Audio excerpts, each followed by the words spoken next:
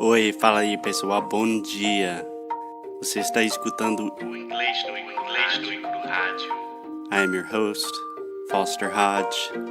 This is your daily dose of English.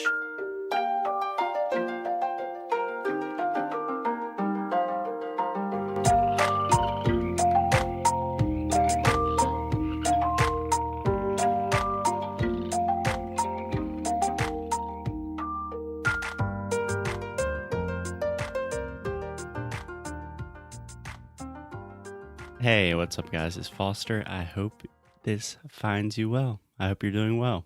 If you have read my work, you probably know that I really believe in the difference between studying and learning a language. So today I want to talk about two types of studying: active studying and passive studying. The reason I want to talk about this is because when most of my students, when I ask them what are they doing to improve their English, normally the answer is some combination of, oh, I'm taking a private course. There are other students in the classroom. I'm using an application like Duolingo or Babbel or something. And I'm watching some series and some movies in English with subtitles. And that's great. Seriously, I'm really happy that my students are making an effort to improve their English, but these are all examples of passive studying, which is really inefficient. So there's this language learning myth that if you just kind of listen to the language a lot, you will magically start speaking perfectly. And of course, listening in your target language is very important, but it does not mean that you will automatically be fluent. It doesn't just automatically make you a fluent speaker. And the problem that I have with passive studying is that it gives you the illusion, it gives you the feeling, the sentiment that you are really learning the language, but in fact, you are simply just having the feeling that you're learning the language. That doesn't mean that you're not really learning anything. You're just kind of playing, or, you just think you're learning, but you're not actually doing that much. So if you're listening to this show, you probably had the experience of studying a lot, like going to traditional classrooms or studying vocabulary for hours and hours.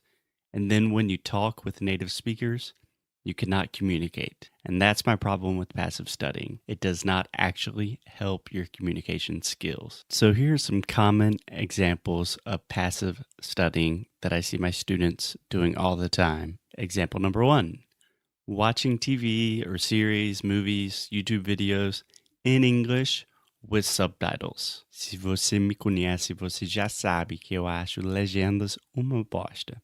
Pode ler muito mais sobre isso em nosso blog. But if you are just watching a show in English and you're also using subtitles, you're not actually listening to English, paying attention to pronunciation and the way people speak.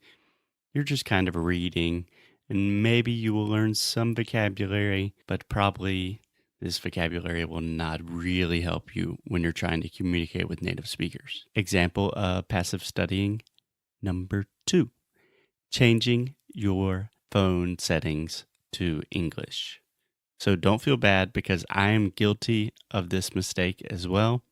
Currently, in fact, my iPhone is in Spanish, but just because the fact that I see the word, configuración, that doesn't really help me with my Spanish at all. So it's not an efficient use of my time, and it just kind of makes me waste more time on my iPhone. Okay, example number 3 of passive studying, using a gamified app on your iPhone. So I'm talking about the apps where you have levels and games and it's fun. Duolingo. I know I say a lot of bad things about Duolingo on this show, but honestly, when was the last time that you talked to someone who spoke really good English and you said, "Oh, your English is so good. How did you learn?" And they said, "Hey man, it was easy. I was just going to work and using Duolingo every day for a little bit, and then magically I was fluent. It does not work that way. I promise. I'm not saying that it is completely useless. It is just very passive and it gives you the illusion that you are actually learning when in fact you are just kind of having fun, right? Example of passive studying number 4, listening to music in English while you are doing other activities. Please do not understand me in the wrong way here because I listen to Brazilian music all the time. I'm a big fan of using music to improve your language skills, but I listen to Brazilian music when I'm doing other activities because I love Brazilian music, right? It just makes me happy to hear samba, listening to Jorge Benjoa while I'm studying or writing a blog post, but I'm not really learning the language. So listening to music in the background while I'm doing something else is just a passive way to learn. But if I really want to improve my Portuguese, eu analiso uma música para caramba, aprendendo a letra, focando na pronúncia, etc, etc. Okay, guys, and the final example of passive studying is casually reading in a language without reading out loud. Quer dizer, sem ler em voz alta. Believe me, I have read Harry Potter in 3 different languages, and it was not the most efficient use of my time. So if you're going to read in another language, always read out loud. You can record yourself if you're really ambitious, but if you just want to read some articles and maybe learn a little bit of vocabulary, not the most efficient use of your time. Okay, so I know this is kind of a negative episode, but the important thing here is that when you are doing passive activities, you don't really have an intention. You don't have a goal. You don't have an objective. You are only looking for the feeling, the sensation that you are improving in the language.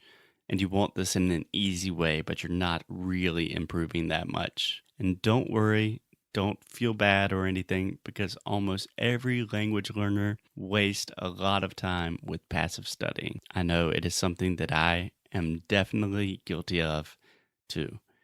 So in the next episode, I'm going to show you how to study more actively in a more active, intentional way and to really improve your English much faster and more efficiently. I will talk to y'all tomorrow.